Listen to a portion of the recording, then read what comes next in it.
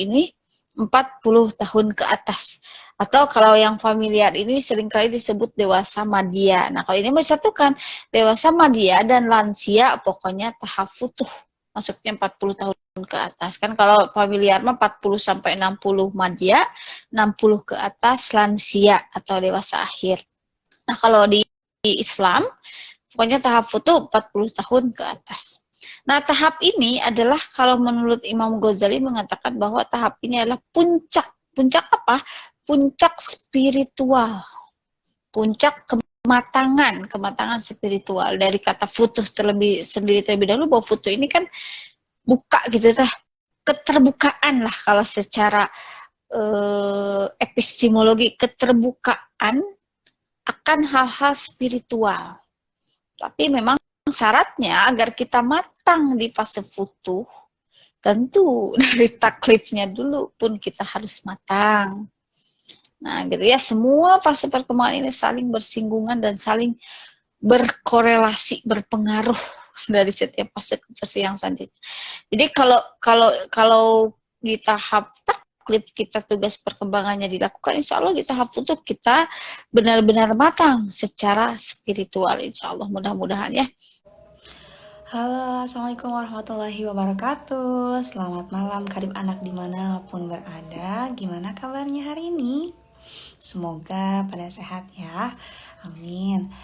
Nah, karib anak dimanapun berada, insya Allah kita malam hari ini akan lanjut membahas tentang tumbuh kembang dalam Islam series, yaitu pertemuan ke berapa ya, udah ada beberapa ya.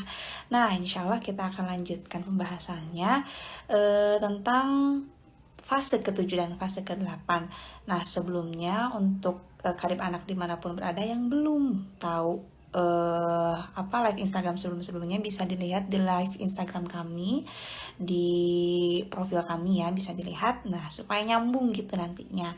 Nah, sekarang insya Allah kita akan lanjut pembahasan ke fase 7 dan 8. Oke, sebelum itu mari kita membaca basmalah terlebih dahulu. Bismillahirrahmanirrahim. Allahumma inni as'aluka ilman nafi'a wa na'udzubika min ilmin la yanfa'.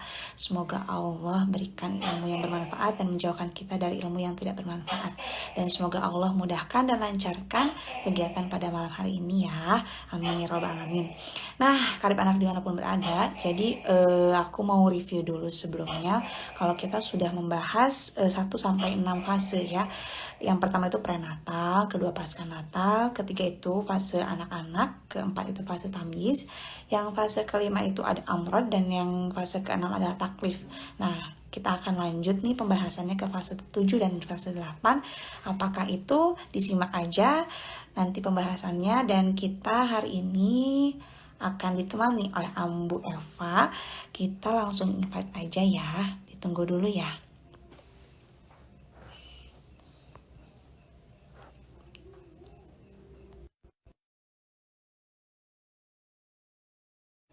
Nah, udah ada Ambu Eva ya. Ambu udah di-invite ya.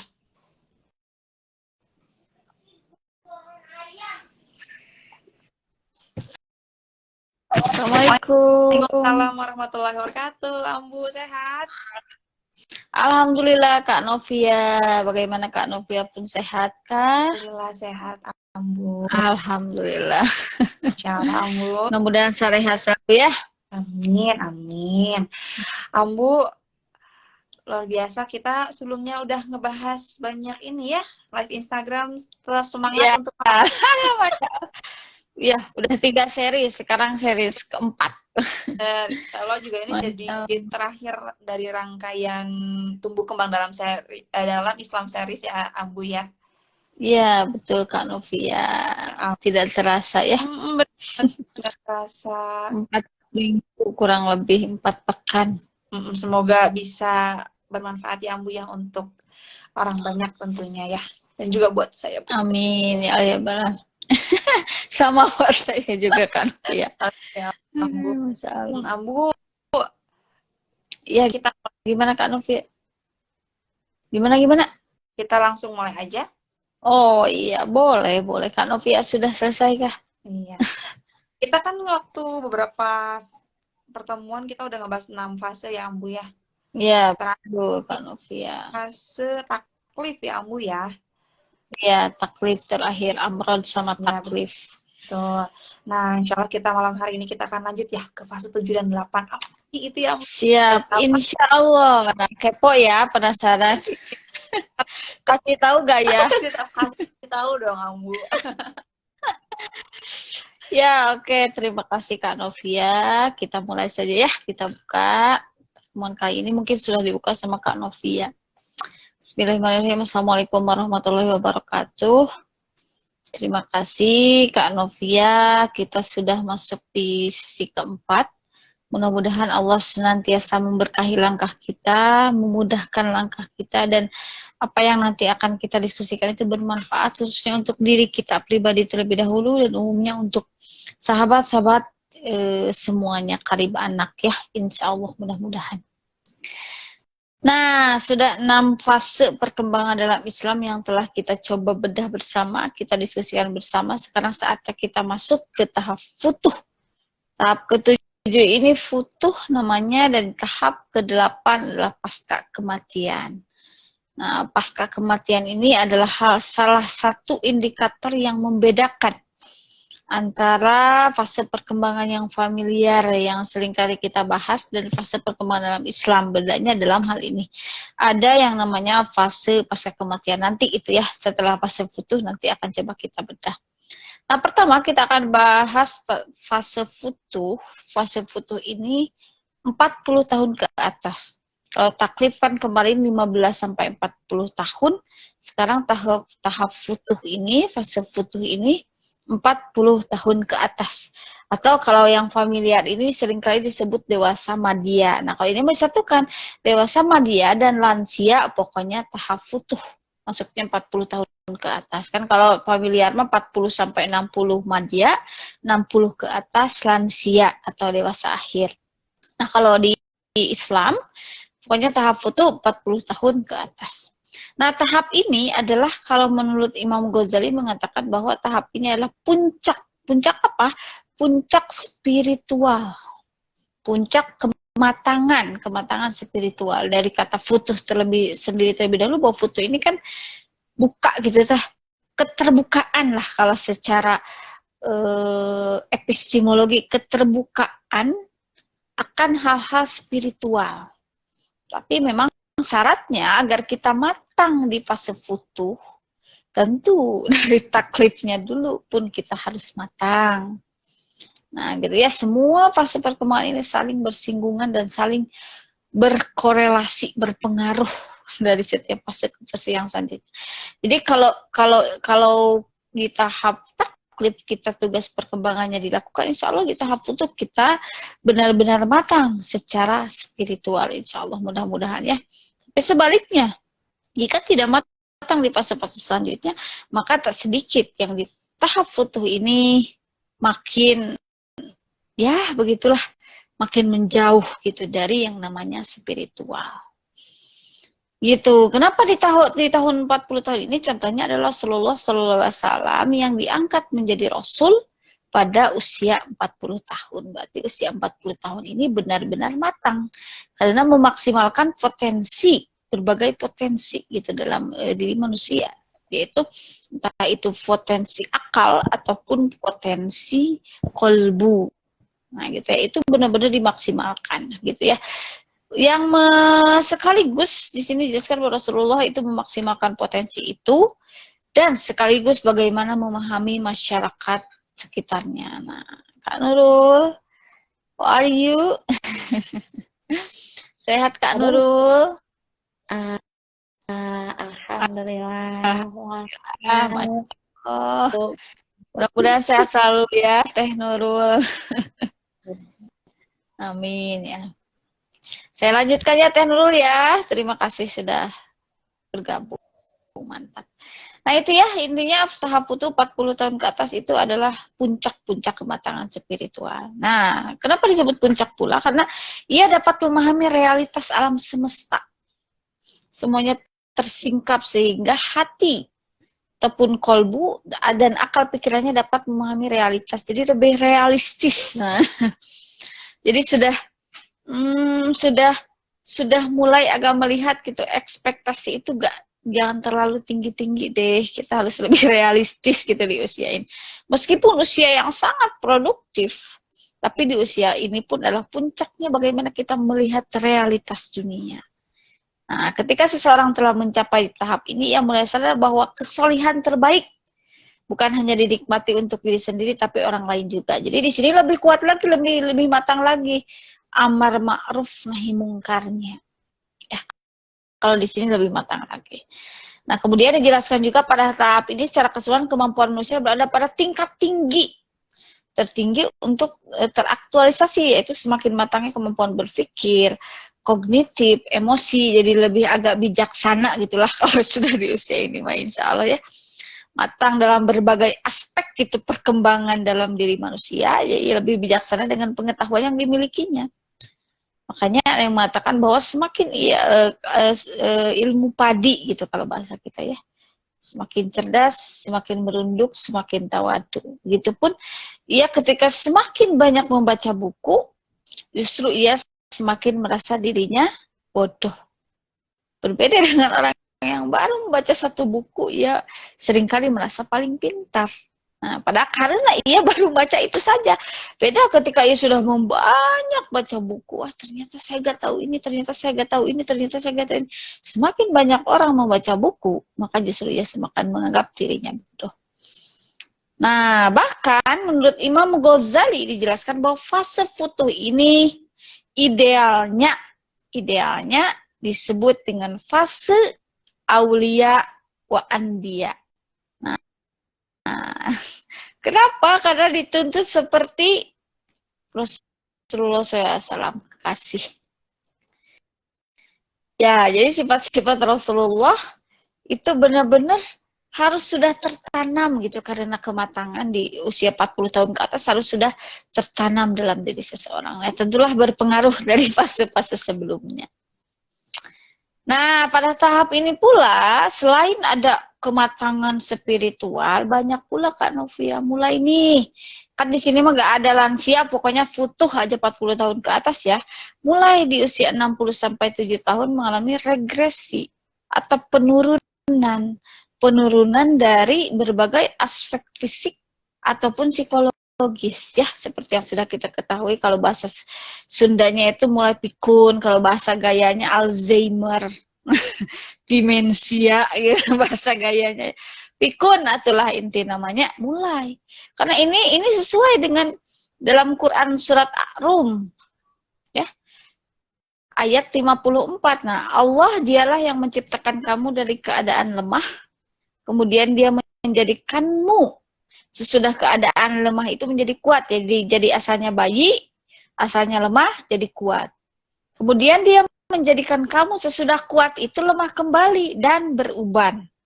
Dia menciptakan apa yang dikehendakinya dan dialah yang Maha mengetahui lagi Maha kuasa.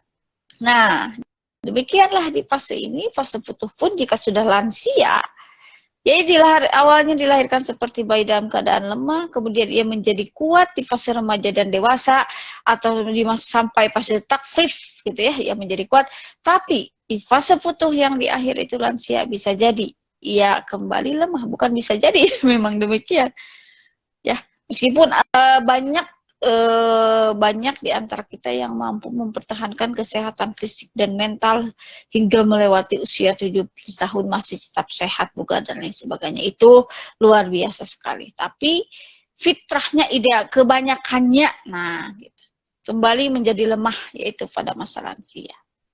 Nah, itu cukup mungkin untuk fase futuh ya, 40 tahun ke atas, intinya demikian. Selanjutnya ada tahap pasca kematian. Jika di fase perkembangan yang familiar mah udah sampai sana.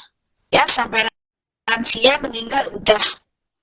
Itu jika kita pahami bersama, bukan karena, mohon maaf, bukan karena yang membuat teori ataupun non-muslimnya menyangka bahwa tidak akan ada kehidupan setelah kematian, bukan.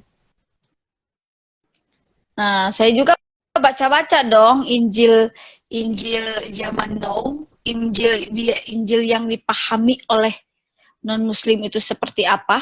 Ya kan, Injil yang sekarang kan bukan yang asli. Berarti kita harus tahu apa yang dipahami oleh mereka sehingga mengeluarkan teori itu, gitu kan? Kita harus paham juga kan, kenapa sih sampai sana, gitu. Kenapa sih pasca kematian mah tidak masuk ke dalam fase perkembangan, sedangkan dalam Islam itu tidak masuk dalam fase perkembangan. Nah, sebetulnya mereka memahami betul bahwa akan ada kehidupan pula setelah kematian. Bahkan dijelaskan bahwa ketika sudah mati roh itu akan bersatu kembali dengan jasad. Kalau roh baik gitu akan kembali ke ya singgasana gitulah kalau bahasa ini namanya. Kalau yang jahat pun, roh yang jahat pun kalau dalam kehidupannya jahat akan seperti apa, mereka pun meyakini demikian. Akan tetapi mungkin beda perspektif saja. Kalau kita, inilah yang sangat penting, justru pasca kematian sangat penting, karena hidup di dunia dari masa kandungan hingga anggaplah futuh hingga kita meninggal itu hanya untuk mencari bekal untuk nantinya di alam keabadian.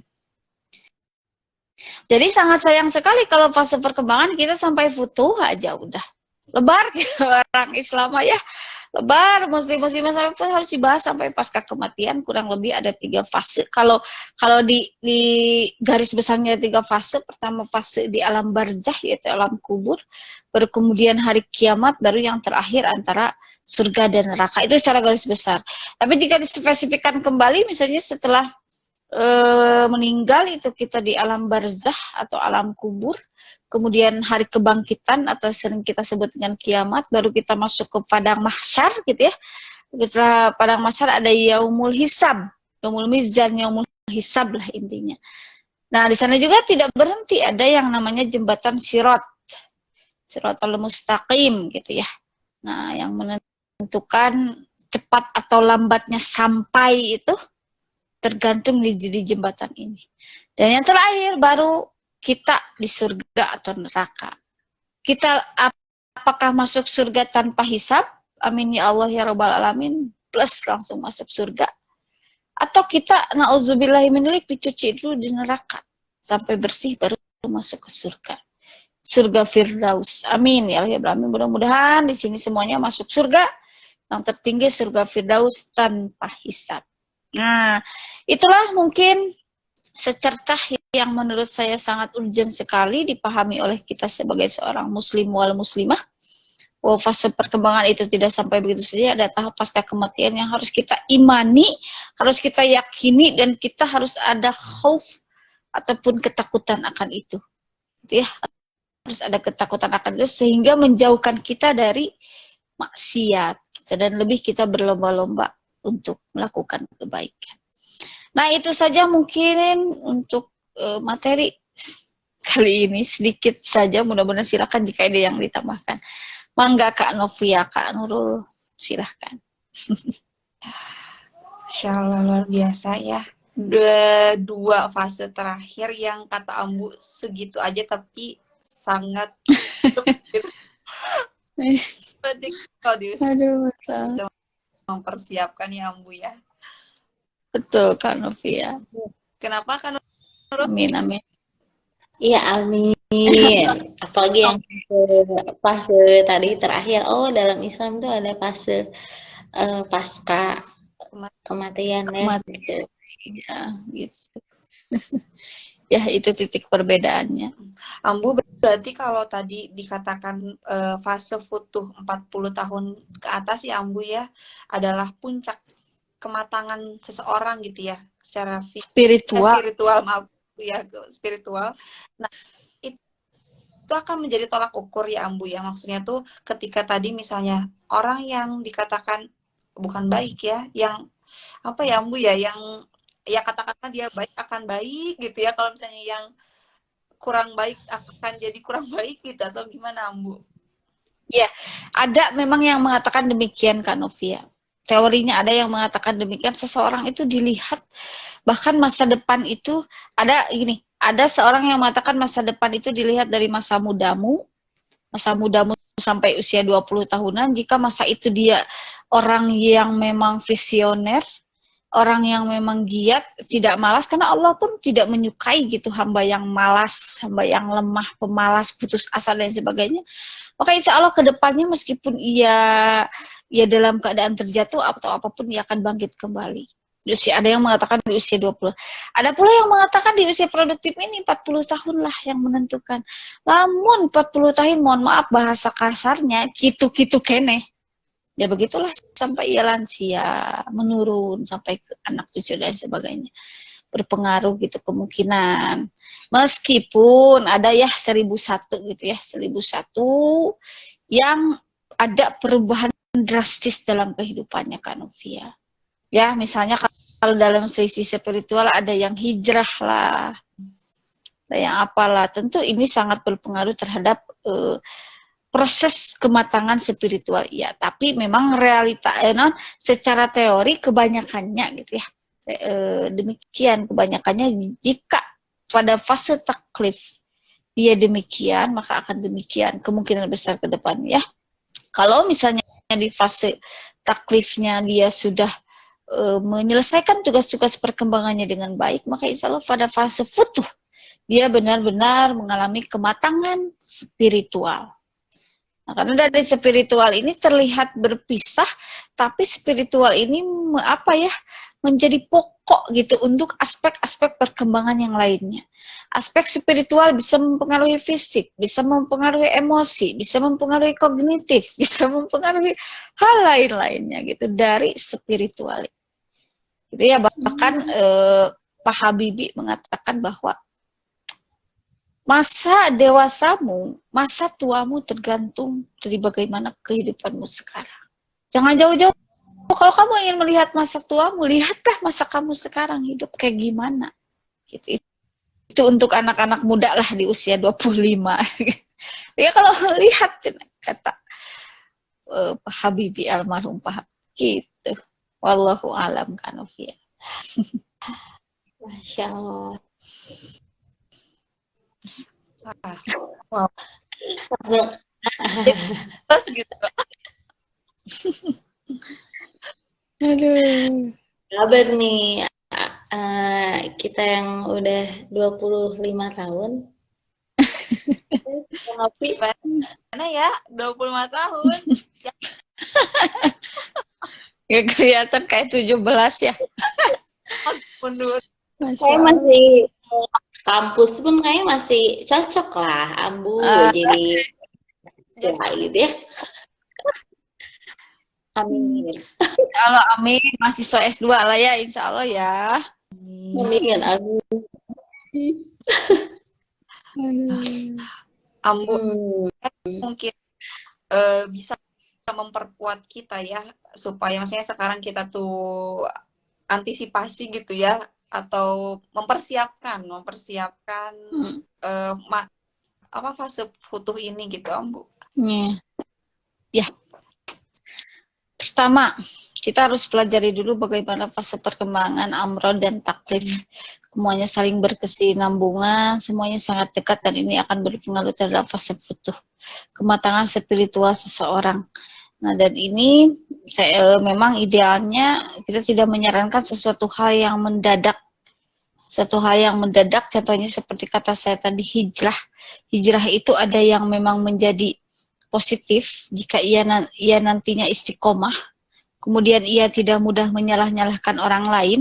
Itu adalah hijrah yang positif. Ketika ia baru misalnya belajar di usia ini kan harusnya sudah matang, misalnya gitu kan, harusnya sudah matang, tapi ia misalnya baru belajar, maka jika hijrahnya akan menjadi sangat positif, bahkan wallahu alam akan mengalahkan orang yang sudah belajar dari dari kecil gitu ya, bisa jadi. Wallahu alam, kan di sisi Allah kita tidak tahu siapa yang terbaik gitu ya.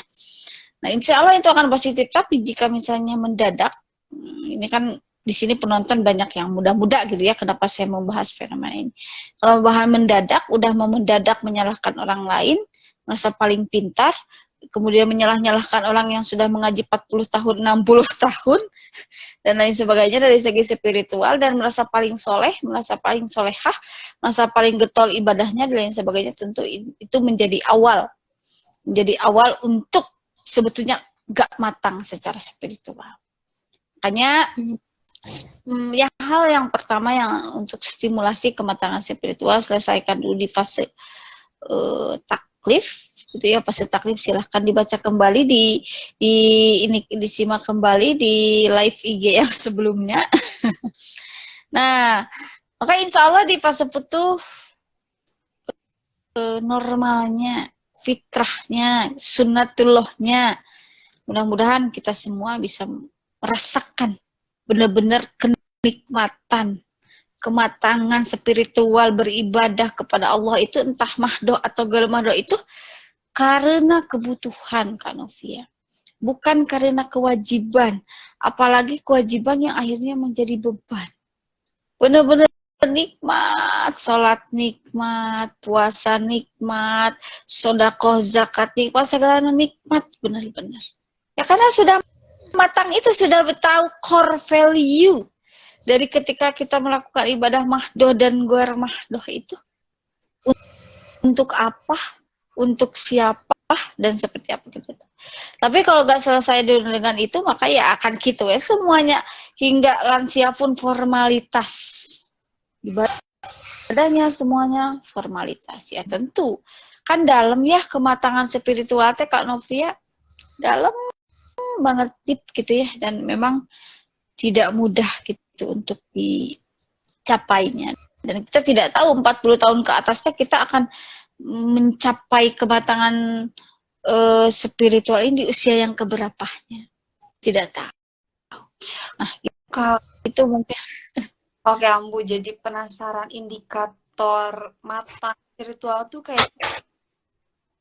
Iya, itu tadi. Jadi matang itu kan matang. Jadi spiritual teh, kalau mudahnya lah agama itu kan ada mahdoh, gair mahdoh lah kalau ibadah ya. Kita seringkali mengudag hunkul anu terstruktur, terstandarisasi unggul kan Novia. Padahal bisa jadi goer mahdoh lah, ibadah goer mahdoh.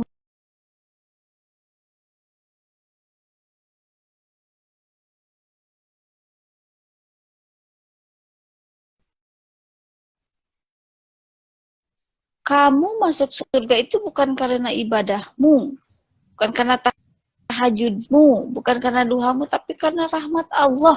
Dan kita tidak tahu di mana rahmat Allah itu letakkan. Kita tidak tahu di titik mana kita benar-benar ikhlas. Ada keterangan yang ketika ia bahkan menolong hewan, sayang pada hewan, bahkan yang najis, gogog, bisa. Kau mau lamun nolong semut, ingat kasih rem, makanan disimpan, biar makan siram bisa jadi. Wallahu a'lam. Menolong semut agar tidak tenggelam, menolong cucunguk, cucunguk ya, ya dan lain sebagainya ya.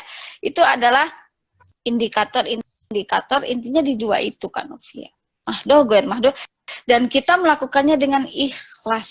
Ini berproses banget ikhlas itu. Ikhlas itu berproses banget, tidak mudah sekali untuk itu. Jadi spirit yang dimaksud dengan spiritual itu dua itu aja kurang lebih. Ibadah kepada Allah, benar-benar kita menjadi khalifah, wakil Allah di bumi, menjadi pemimpin di bumi, melakukan dua itu. Ibadah yang kita lakukan, tapi yang sering kali kalah kaprahnya itu aja Kak Novia. Yang dimaksud kematangan spiritual adalah ketika kita sholat dari pagi hingga pagi lagi, kalau bahasa kasarnya ya, kebanyakan menyangka demikian. Padahal sudah jelas, misalnya dalam surat Al-Qadar pun ada ibadah satu malam yang jika kita mencapainya, entah itu di sepertiga malam ataupun bukan, pokoknya asal kita baca Quran kayak atau apa, kayak itikaf gitu ya di masjid, atau kita melakukan ibadah, kalau kita menggapai Lailatul Qadar bisa lebih baik dari 1000 bulan atau 83 tahun. Berarti kan Allah menganggap ya 83 tahun kamu sama derajatnya dengan kamu menggapai Lailatul Qadar. Ya kita juga nggak tahu ibadah yang kita lakukan, misalnya Kak Novia 20 sekian tahun, saya 20 sekian tahun dan sebagainya, nggak tahu diterima. Ada yang diterima kan? Mahdohnya jangan-jangan ditolak semuanya. Jangan-jangan kita mendapat ridho Allah, nanti rahmat Allah itu di ibadah yang ghair mahdoh. Ikhlas misalnya memberi yang membutuhkan dan lain sebagainya. Nggak tahu. Nah, gitu ya. Dan memang kematangan spiritual ini sebetulnya kita yang penting berusaha maksimal. Allah lah yang sebetulnya tahu. Allah lah yang sebetulnya mampu menilai kita gitu. Wallahu Ya. a'lam. Ambu ini Yang penting ya, ini usaha gitu ya. Iya, betul. Ya maksudnya terus gitu sekarang usaha ikhtiar gitu ya. Iya, betul. Sudah gak tahu ya kita teh diterima atau enggak. Kita lagi gini misalnya ya niatnya bermanfaat untuk orang lain, wallahu alam, ada hati-hati yang seperti apa, wallahu alam ditampin tuh. Tapi kan kita mau terus beda karena gak tahu teh yang mana nanti teh ku Allah teh amalan mana yang akan ini kamu benar-benar ikhlas di titik ini. Rahmat Allah turun di sana, wallahu alam. Ya benar atau buka selevel Nabi saja bukan karena ibadahnya. Bukan karena ibadahnya nu ibadahna sampaikan ka lah barengkak bengkak gitu ya. Bukan karena ibadahnya Rasulullah oke, sama karena rahmat Allah. Itu Rasulullah mengatakan demikian. Apalagi saya. Astagfirullahaladzim. Nah, gitu ya. Di kematangan spiritual ini di titik 2 itu, tapi tetap Allah lah yang maha tahu. Gitu. Allahu a'lam. aku ini ada dari Kadian nih. Aku pernah Iya, mangga. Ambu beribadahlah agar Allah ridha dengan hidup kita, bukan karena takut neraka atau menginginkan surga. Ibadah secara kafah tanpa ingin apa-apa kecuali ridho Allah. Masya Allah. Nah, Masya Allah. Nah, Kak Dian teh Dian, itu jadi setiap permasalahan itu dalilnya banyak teh Dian. Dalilnya banyak. Gitu, itu sangat bagus. Itu juga ada dalilnya. Mengatakan itu kita pokoknya untuk menggapai ridho Allah gitu ya. Bahkan ada dalil juga yang mengatakan ridho Allah itu ada di ridho kedua orang tuamu, ridho Allah itu ada di ridho suamimu, gitu ya. Dan ada pula dalil lain, perkara lain sesuai dengan fenomena yang Rasulullah dan Allah menyuruh kita untuk berdoa agar kita masuk ke surga dan terhindar dari neraka. Tong jauh-jauh doa sapu jagat, Robbana atina fid dunya hasanah wa fil akhirati hasanah wa qina azabannar. Itu ada 2 poin pertama agar 3 poin pertama bahagia di dunia, kedua bahagia di akhirat, di surga, yang ketiga terhindar dari api neraka. Dan doa apapun Rasulullah pasti ada doa sapu jagat ini. Artinya silahkan jika kita beranggapan tidak ingin berharap surga dan bukan karena takut ke neraka, tapi ingin menggapai ridho Allah, silahkan, itu sangat mulia. Dan jika kita berharap surga dan takut dari neraka pun, itu pun sama, ibadah sangat mulia. Jadi keduanya direkomendasikan, itu pun jadi bagaimana pilihan hati masing-masing. Jadi semuanya, jadi ingin menggapai ridho Allah iya, dah hati mah random atau Kak Novianya tidak bisa dikotak-kotakan demikian, karena hadis ataupun dalil entah itu Al-Quran ataupun hadis pun itu sama. Ini ada hadisnya, ada hadis Al-Qurannya, ada dalilnya. Ini pun ada dalilnya. Jadi silahkan, mudah-mudahan di sini kita semua menggapai ridho Allah iya, dan kita takut pada neraka iya, ingin mengharap surga pun iya. Tentu semuanya karena kita ingin mendapatkan rahmat dari Allah Subhanahu wa Ta'ala. Gitu. Karena Allah Maha tahu sih manusia gimana lah, pasti ingin masuk surga. Dan takut pada neraka. Ya, betul. Gitu. Ambu mau Ya. ini mau tanya, apa yang perlu kita upayakan supaya di usia 40 tahun itu tuh istilahnya mah nggak melenceng banget gitu ya. Cerminan di usia apa yang dilakukan kita sekarang itu tuh nanti akan mencerminkan gitu ya bagaimana kita di usia 40 tahun. Nah, ini mah gimana ya upayanya supaya enggak ke kiri banget gitu. Bukan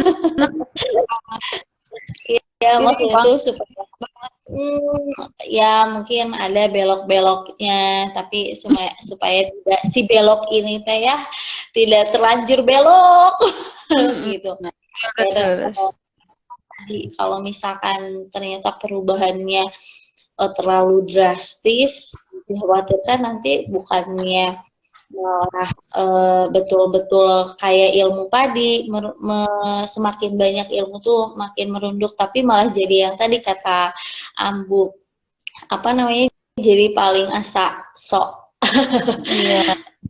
ya gitu, Ya. pintar gitu. Gimana sih upaya kita agar menjadi pribadi yang mungkin bisa istiqomah karena kita tahu iman itu naik turun. Iya, betul Teh Nurul. Ya. Pertama yang kita upayakan pada anak kita ya, saya ingin menyemangati khususnya untuk diri saya gitu pada anak-anak kita. Biasakan anak kita terbuka dengan berbagai macam orang, terbuka dengan berbagai macam pemikiran, tapi dia pun tegas, tapi dia pun memiliki prinsip. Itu untuk anak-anak kita. Dia terbuka, dia gaul dengan yang seperti apapun silahkan. Ya tentu kalau kan bedakan gini, tahu, kenal, teman dan sahabat beda. Kalau kita bersahabat jelas kita harus memilih siapa yang menjadi sahabat kita karena namanya sahabat kita banyak menghabiskan waktu dengannya. Tapi kalau kita tahu, kenal, jadi teman silakan dengan siapa saja. Nah, itu tanamkan pada anak-anak kita untuk dia jadi berpikiran terbuka, tapi dia pun punya prinsip, punya pemedegan, punya ilmu agama. Nah, dan ini akan berpengaruh dari setiap, misalnya kalau masa anaknya tidak fanatik, entah itu kiri itu nu kanan teh salah, pokoknya mau radikal, akhirnya ngabali radikal ya semuanya, ataupun kanan teuing misalnya, anu kieu teh kafir misalnya, kan eta ekstrimnya. Seorang yang berbeda dengannya, kalau dia terlalu kanan disebut radikal, kalau dia terlalu kiri kafir. Makanya di tengah-tengah moderat, tapi dia pun harus berprinsip. Moderat gitu, moderasi beragama. Aduh, asaker kuliahnya. Moderasi beragamanya. Ya, demikian itu pada anak-anak kita sedari dini. Dia misalnya ibadahnya, fikihnya harus pakai apa, ininya pakai apa, tapi tidak menyalahkan orang lain. Semakin hati-hati, toleransi, tapi tidak menyalahkan orang lain. Pokoknya dia melakukan eta, tapi tidak menyalahkan orang lain. Kemudian ketika ia remaja pun dia akan begitu, karena sudah dipola di keluarganya demikian. Ketika ia masuk pesantren, karena rata-rata pesantren mah biasanya yang satu aliran lah ya, biasanya kalau SMP SMA yang satu aliran, gak apa-apa kuatin dulu di satu aliran yang sesuai. Tapi ketika ia dikuatin satu aliran, kan semakin orang paham, justru semakin orang berilmu semakin paham bahwa orang teh banyak ada yang berbeda, Kak Novia. Justru orang yang gak berilmu yang memaksakan diri dia harus sama dengan saya. Aduh, diajarna ge pan beda. Misalnya geus puguh ya teh beda. Pasantrenna ge beda. Terus itu kudu nurut ka urang. Misalnya kan ya rata-rata bentrokna ketika sudah kuliah. Kuliah dengan berbagai macam aliran, berbagai macam manusia, berbagai macam organisasi, berbagai macam ya. Nah, ini pas kuliah dia harus benar-benar moderat anak-anak kita nanti. Tapi dia punya prinsip untuk kehidupannya, untuk anak-anaknya, untuk ia berdakwah silahkan. Tapi ketika ada yang berbeda, dia tidak menyalah-nyalahkan orang lain, karena semakin orang berilmu semakin paham bahwa ilmu itu sangatlah luas. Nah, itu ya kalau untuk anak-anak kita, termasuk untuk kita. Kalau kita sudah matang di satu, pastilah manusia ada tendensi, bukan tendensi ya, harus kita beribadah, beramal harus benar-benar tahu ilmunya, bukan sekedar ikut-ikutan. Harus benar-benar tahu, tapi kita tidak boleh menyalahkan orang lain karena ilmu itu sangatlah luas. Rahmatan lil alamin. Ya. Islam itu rahmat. Masya Allah, wallahu a'lam bishawab. Berarti balik lagi ya, harus dikuatin yang tadi kata Ambu, tauhidnya Ya. dari masa anak-anak gitu. Kemudian barulah yang tadi ya, toleransi dan lain sebagainya. Bukan ngurusin ini perbedaan, yang ini sholatnya kayak gini, yang ini sholatnya kayak gini. Ya, soalnya Yang itu ikhtilaf ya. Ikhtilaf itu Iya. perbedaan itu alamiah. Gitu. Yang salah mah yang nggak sholat. Iya betul. Malah kita mending hafal dua-duana Kak Novia, Kak Nurul. Misalnya lamun ieu mah iftitahna apalkeun duanana, meskipun nu dipake anu mah da duanana oge soheh. Apal duanana teu naon meskipun yang dipakai ku kita mana. Misalnya mohon maaf aya nu kunut aya nu henteu, apalkeun kunutna mah meskipun kita teu kunut. Terus pukul lamun Iya. kita kunut misalnya. Tahu lah, penting tahu, jadi kita tidak menyalahkan gitu. Dan ini berlaku untuk kita ya, biar lebih ya gitu kan, meskipun kita toleransi bukan berarti membenarkan ya, dah hati kecil mah kita akan melakukan yang sesuai hati kita. Gini misalnya kita mah bakal melakukan hati kita we. Tapi yang menjadi ibadah untuk kita adalah ketika kita tidak menyalahkan orang lain. Karena wallahu a'lam. Gitu. Ya. Baiklah. Hatur nuhun Ambu. Kak Nurul, ayo. Kak Nurul bisa ada yang mau menambahkan, silakan Kak Nurul, mangga. Insya Allah. Aku mah bukan menambahkan, itu sedang mengisi. Aduh, Kak Novia silahkan. Ayo. Ambu ini ada dari Ibu Izatun Nisa ini. Gimana Iya. kalau kita mau mengingatkan kepada yang usia lebih dari 40 tahun, tapi kelakuan masih belum menolak tua alias berasa 70 tahun ya.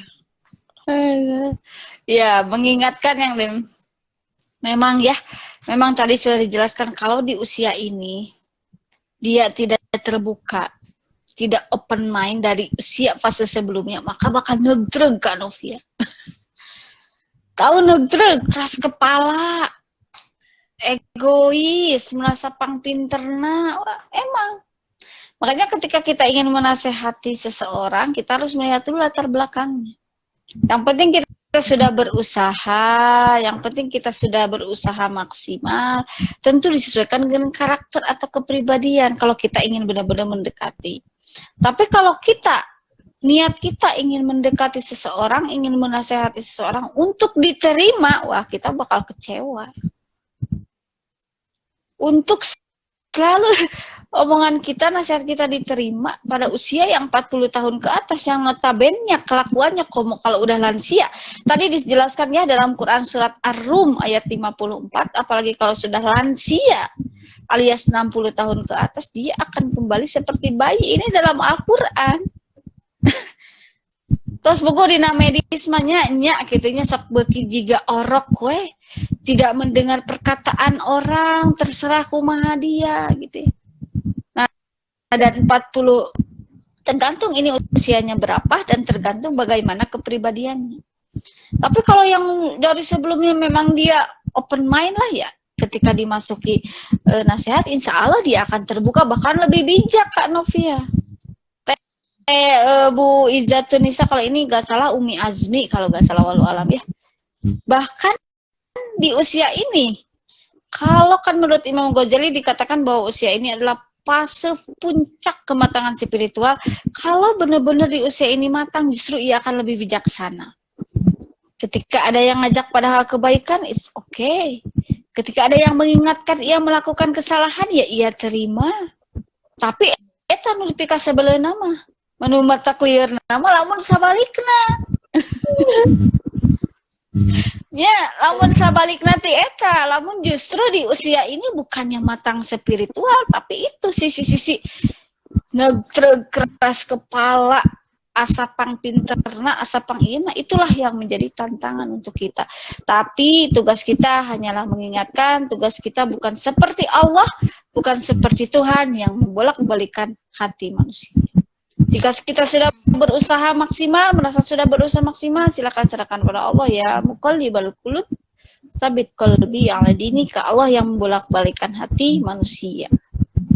Gitu mungkin wallahu alam. Insyaallah. Ya, fenomena kayak gitu tuh sering banget gitu.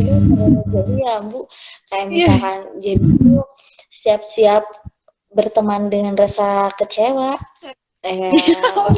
Betul.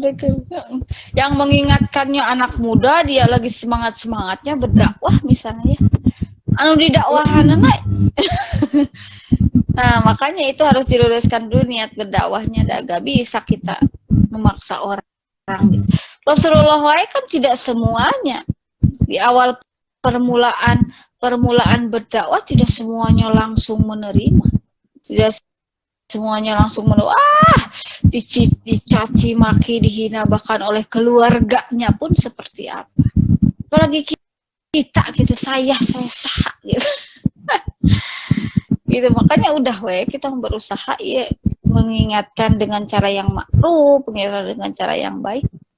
Urusan berhasil atau tidaknya urusan Allah. Misalnya nih yang guru-guru Kak Novia sama ke murid kayak gitu. Kita mau pokoknya melakukan usaha maksimal, anak soleh atau ente mah urusan Allah. Tetap yang penting kita melakukan tugas kita. Kalau kita berharap ketika kita mengajar, ketika kita mendidik ya, karena di sekolah itu idealnya jangan hanya mengajar, jangan hanya transfer ilmu, tapi harus mendidik. Beda antara mengajar dan mendidik. Beda kan? Mendidik, ketika kita mendidik langsung berharap anak solehah, maka kita akan kecewa. Ya karena gak mudah gitu, dan pasti ada tangan Allah yang mengatur itu. Apakah anak soleh atau solehah? Ada anak lu jadi soleh-solehan teh hanya dengan sedikit usaha kita langsung soleh-soleh. Ada yang kita teh harus melakukan segala hal ame soleh gitu ya. Makanya lamun niatna belum lurus bakal kecewa bakal males gitu, drop udah mau ngingetan deui kalau bahasa Sunda. Gitu. Wallahu a'lam. Ya, bendera putih itu. Apa? Menyerah. Iya, baik. Wow. Ini lihat nggak kerasa kalau kita mau lanjut ke kemarin ya. Aduh.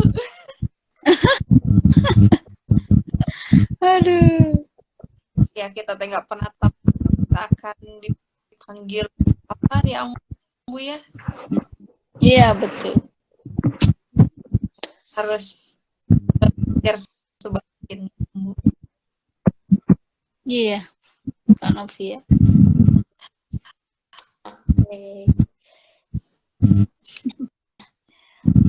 Kak Novia, ya rasanya kayaknya nanti harus ada ini pendalaman materi. Masya Allah. Kenapa? Supaya yang tadi kita supaya menjaga biar istiqomah, apa yang harus dilakukan agar tidak belak-belok? Monitor. Kalau lurus kejedot, apakah Nurul gak apa-apa bolak-belok ke lurus kejedot? Iya. Ada seminggunya gitu ya, Ambu. Jangan lurus. Gitu ya. Jalan juga ada kanan kiri. Kayak pembelaan gitu. Tapi emang bener ketika pas yang tadi Ambu bilang kalau misalkan itu terjadi kayak bukan apa ya pas saya kuliah gitu jadi hah kok ini ya aneh gitu. Masa gimana? Ada beberapa teman teh yang oh kok sholatnya ada yang kayak gitu ya gitu. Oh gitu. Ini banget gitu karena mungkin dulu mainnya kurang jauh gitu ya. Jadinya tuh nggak tahu kalau misalkan oh banyak loh mungkin yang tadi diyakininya bukan hanya satu gitu. Ternyata oh ini kalau yang ini nah gitu oh begini kalau yang seperti ini nah ya sempat tuh pas awal-awal kuliah juga kok beda dia Ya kan? dia Oh, iya. nggak sih gitu padahal mah enggak ya. Hai gitu. Kalau misalkan pikir-pikir ya kayaknya sepertinya aku kurang toleransi mungkin dulu ya. Itu dulu. Iya itu dulu sebelum Ya, tahu. Nah, alhamdulillah ya, alhamdulillahnya tuh mulut ini terjaga untuk tidak menyakiti. alhamdulillah. Aduh, coba kalau misalkan dulu, kok kamu kayak gitu tahiyatnya? Kok kamu nggak pakai kunut? Atau baca Iya. Iya Kak Nurul, jadi gini. Nanti kalau anak-anak Kak Nurul, anak-anak Kak Novia mau pesantren, kita harus benar-benar yakin ya, benar-benar memilih dan memilah kemana. Terus pesantren itu yang harus jadi belajar ikhtilaful hadis. Hadis yang ikhtilaf kita tuh jadi kalau misalnya belajar jadi udah tahu pas keluar dari pesantren tahu harusnya Kak Nurul. Idealnya tahu engke teh mun keluar ke dunia luar teh bakal aya nukieu karena belajar jadi yang ikhtilaf pun dipelajari satu persatu tapi kita pakai ini gitu kalau di pesantren itu sebetulnya. Nah misalnya kita ajarannya ini pakai ini nah, tapi ada perbedaan ini nanti ketika kita ketemu di dunia nyata dengan perbedaan itu karena kita sudah gak asing ketika ngaji ketika nyantri biasa aja. Nah yang sering kali jadi ekstrim dan menyalahkan teh alhamdulillah kalau Kak Nurul misalnya hanya melihat-lihat aja gak sampai mulut alhamdulillah karena banyak loh kalau sampai ngontrol, mendebat saat itu juga didebat orang lain ketika berbeda. Tapi ada pengalaman kok jadi ke sini ya Ambu maafin ya jadi kemana-mana kan pematangan spiritual kan ya Kak Nurul. Jadi kalau yang semakin matang spiritual seseorang justru semakin memahami perbedaan gitu. Sempat aku tanya ini sama temen waktu itu pas ya awal kuliah aja gitu karena dia sama aku meyakini sesuatu terus tuh dia teh nanya gitu nah ini tuh yang berbeda gitu kalau di ini ya wiridnya suka lama ya emang di kamu nggak suka wirid gitu. Aku tadi sempet ditanyain sampai kayak gitu kenapa nanya kayak gitu ya ya kan gitu jadi memang banyak yang ketika belajarnya itu tidak diajarkan perbedaan makanya jadi udah jadi udah terbiasa hidup dalam satu alam itu ketika di luar ketika ada perbedaan masih adaptasi gak apa-apa mungkin sekarang mah kalau sudah itu kan dulu ketika awal-awal dia kuliah ya mungkin sekarang mah orang sudah matang kalau di usia sudah kandru udah matang insya Allah ya udah matang udah terbiasa udah saling memahami insya Allah. Mudah-mudahan. Berarti ngajarin toleransi itu bukan hanya ke yang beda agama juga ya. Betul. Betul. Ya, justru mohon maaf, ada 3 doa Rasulullah kepada Allah secara langsung, yang 2-nya Allah kabulkan, yang 1-nya Allah diamkan. Oh, Ada yang tahu? 1 doa, ya Allah, jangan jadikan umatku seperti kebanjiran seperti umat Nabi Nuh yang membinasakan. Ku Allah dikabulkan, kan tidak seperti kejadian di zaman Nabi Nuh kan, kebanjiran yang membinasakan sampai sekian dan sebagainya, musibah yang sebentar itu tidak. Ku Allah dikabulkan. Doa yang kedua apa? Jangan jadikan umatku umat yang kelaparan. Umat Rasulullah kelaparan. Permintaan yang ketiga apa? Coba. Ya Allah, jangan jadikan umatku umat yang banyak perselisihan dan pertikaian. Bagaimana jawaban Allah? Terdiam. Tidak dijawab. Artinya pertikaian, perselisihan ini tidak bisa dihindari, dan inilah yang menghancurkan agama Islam kita. Di jerokna bahasa sehat da ari dengan muslim udah pugu berbeda, pugu tidak bisa disamakan justru karena semuanya merasa paling Islam, justru semuanya merasa jadi kalian karena semuanya merasa memegang kunci surga tapi yang kira maksudnya kematangan ada artinya usia putu. ya Usia putu. Terkadang kita melupakan bahwa toleransi itu perlu loh diajarkan gitu, dan mungkin ada sebagian orang orang tua tuh nggak menganggap itu tuh penting. Iya, betul Kak.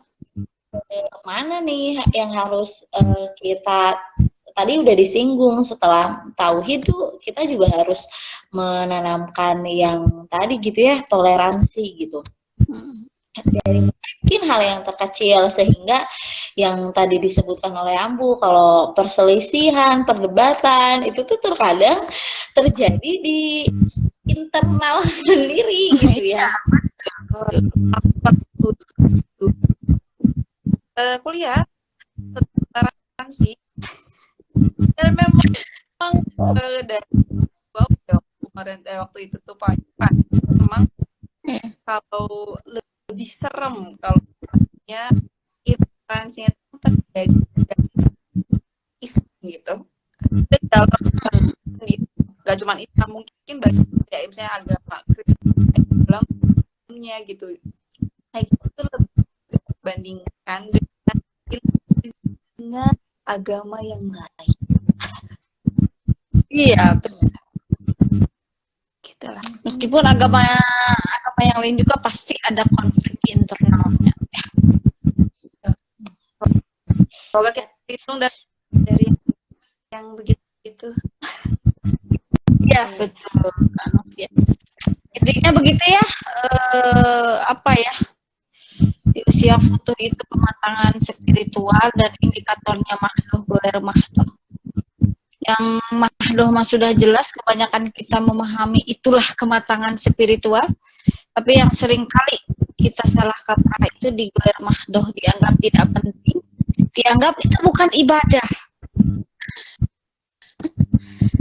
Ada seorang misalnya yang ikut kajian, ada yang nggak ikut kajian.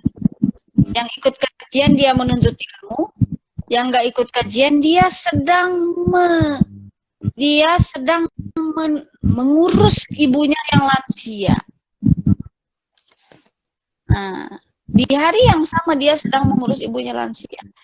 Siang sok kajian karena ini dianggap ibadah apa ya, wajib gitu, menghina, mencela kajian. Antara kajian, antara ke masjid, antara ke majelis taklim. Padahal bisa jadi yang nggak ikut kajian itu dia sedang beramal, sedang menjalankan yang sedang kita kaji. Nah, eta berbakti kepada orang tua. Nah, itulah yang seringkali di ini. Jadi seringkali yang dianggap sebuah kematangan spiritual itu hal yang nyata, terlihat gitu loh, terlihat. Padahal hati yang yakin, yang begitu dalam gitu, bahkan takut pada Allah, cinta pada Allah dan sebagainya, itu adalah beberapa subindikator mungkin dari kematangan spiritual. Asa penelitiannya jelaskan indikator, subindikator. Asa nuju ngadamel alat ukur gitu. Semoga yang nyimak ini terinsight untuk membuat alat ukur kematangan spiritual. betul Bu, Masya Allah, luar biasa ya. Allah. Nah, mari kita kembali. Iya, silakan. Silakan. Udah balik ke Kanopia. Mas, gitu, ya, karena memang saling kaitan ya kan, dan tanya kita Putus-putus ya. gimana caranya kita sebagai orang tua mengajarkan si anak gitu ya. Bentar, ini teh ada suara apa ya? Kayak headset. Jadi suara kekerebekan di saya atau di Kak Nurul atau Kak Novia ya? Aku nggak pakai headset. Kungkul berarti. Berarti ti Abi unggul. Nggak tahu. Bentar. Ada tapi aku nggak pakai headset. Oh iya. Tapi enggak ya. Tapi pas awal-awal mah enggak ya. Enggak. Enggak ya. Enggak. Nggak tahu deh. Lanjut aja sok. Soalnya kalau saya gak pakai headset, pernah ya yang pas pertemuan pertama gak pakai headset, jadi ini suaranya kurang, jadi suara nate kecil karena mungkin banyak ini kurang deket. Nah kalau gini jadi jelas nanti Mantap. di YouTube. Batas. Ya gitu. Maksudnya kita perlu belajar untuk mengajarkan toleransi pada gitu ya. Mengajarkan toleransi pada Anak. oh iya. Ya, pertama di rumah. Di rumah toleransi teh hati-hati, yang dimaksud dengan toleransi teh diawali sesuai dengan usia anak. Jangan langsung toleransi beragama. Alah, tong browning anak kalau mahasiswa atau kalau oge liur gitunya ngobrolkan toleransi beragama. Toleransi terhadap saudara, berusaha belajar memahami kakak adiknya, belajar bahwa dengan perbedaan, bahwa kakak dan adik itu tidak selalu sama dengan ibunya, dengan lain sebagainya. Dari lingkup yang itu dulu, belajar dari hal-hal yang kecil, misalnya adik masukannya boneka ini, kakak sukanya ini, disesuaikan dengan usia, dan tidak boleh memaksa si kakak adik harus main yang ini, ataupun adik memaksa kakak harus ini. Ini toleransi loh. Dari kecil Kenapa hal-hal langsung keingetan itu para ibu-ibu jangan hanya untuk mengerti dewasa sebelum waktunya, ngerti aku kamu tuh suka deh gitu ya. di para lantas dan Nurul, Masya Allah. Gitu ya. Jadi tidak boleh memaksakan kehendak masing-masing dari sibling dulu, dari kakak beradik. Ini akan menjadi kebiasaan aku, saya tidak boleh memaksa karena suka orang itu berbeda-beda. Nah, majulah ketika misalnya sudah usia SD, beda lagi, ajarkan toleransinya seperti apa. Ketika masuk SMP, beda lagi, diajarkan toleransinya seperti apa. SMA dan sebagainya, barulah setelah kuliah, bahkan dari mulai SMA barulah diajarkan toleransi beragama, toleransi beribadah, toleransi yang demikian, yang berhubungan dengan masyarakat pada umumnya, gitu ya. Yang agar nanti ketika anak di luar sana open mind, dia sudah siap dengan berbagai perbedaan. Tapi kalau tidak dibiasakan dari kecil, dibiasakan maksa. Kata si kakak gak boleh, kata mama teh karunya atau si adek kakak mana geus gede dipaksa, eta teh maksa. Anak belajar maksa, anak belajar oh boleh, pokoknya apapun keadaannya dia harus mengikuti apa kata saya. Maksa eta teh. Nah, kalau dibiasakan bertahun-tahun kan, demikian TK, SD, demikian, nah udah pas SMP dia maksa temennya untuk sesuai dengan keinginannya. Entah itu memaksa pemikirannya akan masuk ke pemikiran orang lain, ataupun perilaku ia harus sesuai dengan perilaku saya, harus sesuai dengan keinginan saya. Nah, gitu. Dan itu akan berlanjut. Makanya benar-benar saya suka senang sama orang tua yang punya anak dini-dini dan yang sebelum menikah pun saya suka senang pranikah karena benar-benar preventif Kak Novia. Beda dengan anak yang sudah remaja, itu hati-hati, tantangannya itu lebih besar. Tantangannya itu lebih besar mendidik remaja dewasa dengan mendidik anak-anak usia dini. Gitu, Allah. Pas tadi ya Kak Novia pas tadi Ambu nyampein jangan-jangan yang tadi kakaknya dipaksa untuk mengerti adiknya bertahun-tahun. Nah, jangan-jangan yang usia 40 tahun atau 50 tahun yang tadi nedreg gitu ya. Ambu bisa jadi. Bisa jadi. Ya, bisa jadi. Akarnya dari sana, awal mulanya akarnya bisa jadi. Wow. Masya Allah. Benar, sesuai dengan teori dan sesuai dengan pengalaman hidup saya sejauh ini, sependek ini, masih pendek gitu ya. Demikian orang-orang yang sudah dewasa, dianggap sudah dewasa, itu sangat berpengaruh dengan bagaimana keluarganya, bagaimana cara berpikirnya itu dilihat dari keluarganya, kebiasaan di keluarganya seperti itu berpengaruh. Misalnya suami istri, latar belakang keluarga suami begini, latar belakang keluarga istri begini, latar belakang kepribadian, kebiasaan iklim dalam keluarga suami begini, dalam keluarga istri begini, disatukanlah. Nah, tidak akan bisa menyatu. Dan ini akan terlihat gitu, mana yang memang terbiasa empati, terbiasa toleransi dengan perbedaan pemikiran, lebih santai, ini akan terlihat.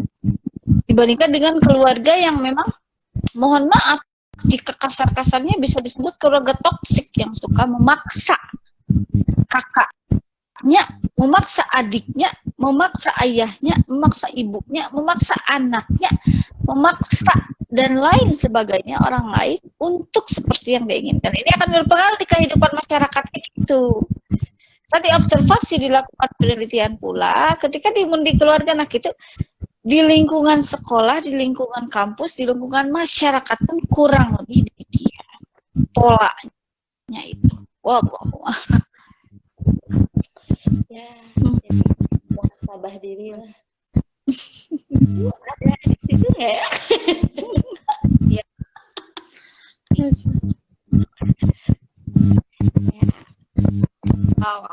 Atau kadang ada yang gini, fenomena gini di keluarga itu broken dalam artian dia benar-benar tertekan, seringkali dibully bahkan di keluarganya gitu, dibulinya awal mulanya di keluarganya. Ternyata di luar dia yang lebih berkuasa, maka dia melakukan hal yang sama pada orang lain, membuli orang lain, memaksa orang lain force, memaksa orang lain seperti keinginannya. Tapi tetap puncaknya di keluarga, awal mulanya akar, bukan puncak, fondasinya akarnya. Di keluarga makanya susah, banyak tantangan sekali karena ya, mendidik anak itu. Oh, ngebahas ini topik nggak kerasa loh, Ambu kita udah sejam lebih. Masya Allah, Iwan gak mati kayaknya. Iya, tadi kemana-mana, tapi dapat insight baru yang mungkin bukan hanya yang tadi ya, tidak melulu tentang tauhid, tapi ternyata ada toleransi juga loh yang harus kita ajarkan gitu Betul. pada anak-anak kita. Iya. Wow. Masya Kita malam hari dan ini luar biasa alamat dari reflektif. Nah, kamu Alhamdulillah. Kan pertemuan terakhir, sesi terakhir ya. Maksudnya sesi terakhir. ya Bu, dalam seri ini kan ya, nanti kan kita Iya.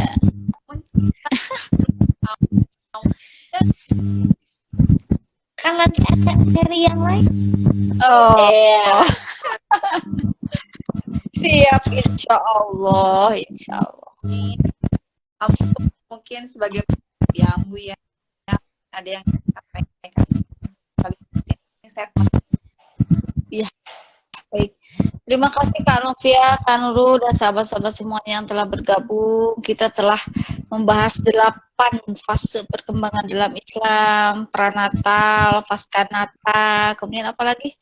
Kanak-kanak, tamiz, ya. Kemudian yang terakhir yang kemarin amrod, taklid, baru sekarang futuh dan pasca kematian. Kurang lebih ada 8 fase perkembangan dalam Islam. Mudah-mudahan itu bermanfaat untuk kita, entah itu untuk pranikah ataupun yang sudah memiliki anak ataupun yang sudah memiliki anak remaja dewasa, dan untuk diri kita. Misalnya rata-rata di sini pada masa taklif. Nah, bagaimana apa saja tugas-tugas perkembangan kita di masa taklif yang akan nanti berpengaruh pada masa futuh kita. Ya, mudah-mudahan ini bermanfaat khususnya untuk diri saya dan umumnya untuk kita semua. Dan jangan lupa bahwa setelah fase futuh itu ada pasca kematian.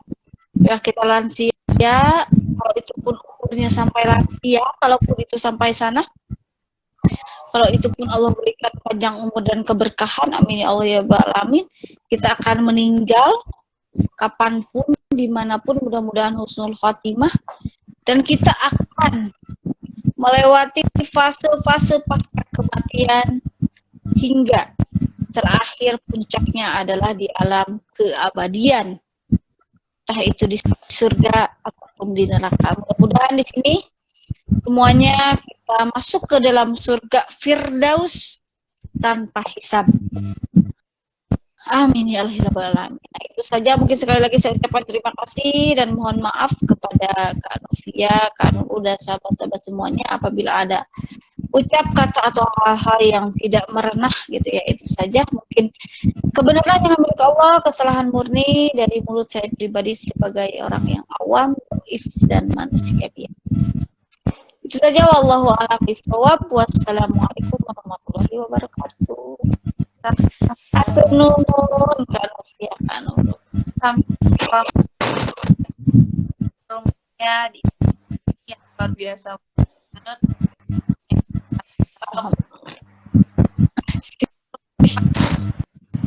Kayak iya ya, kita luar biasa banget itu jaga kita dari sampai nanti kita balik Allah gitu. Allah tuh udah mempersiapkan kitanya ya pasti ya. Oke, terima kasih ya sekali lagi ya. Ini sudah rekan di saya mau nggak tahu ya. Ya, saya izin live aja ya Kak Novia, Kak Nurul. Silahkan boleh dilanjutkan ya. Iya. Tuh, deg-degan. Ya, mangga.